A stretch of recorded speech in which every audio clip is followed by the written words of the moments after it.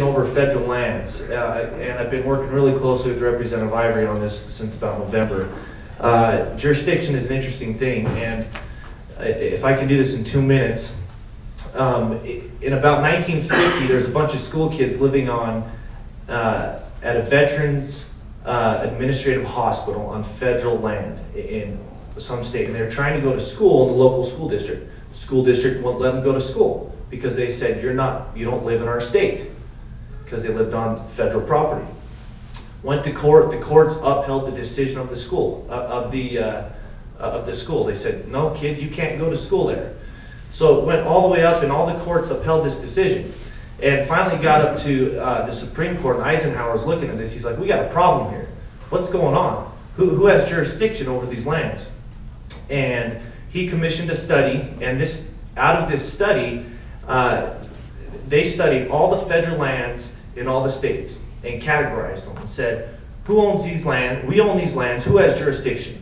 And they came up with 4 different categories: exclusive jurisdiction, concurrent, partial, and proprietary interest only.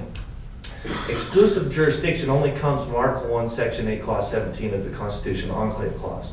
These are docks, courtyards, post offices. Proprietary interest only, just like any other landowner. 98% of the lands, federal lands in Utah, is proprietary interest only. They're like any other landowner. An interesting thing that's going on in Leeds and some other places is they're annexing huge amounts of federal land, and the Forest Service is happy to let them do it, and then zoning it for grazing, or zoning it for, another idea I had was, why don't we zone it for so many trees per acre? I mean, we have the zoning regulations for how many cars you can park in a parking area, or how many units per acre.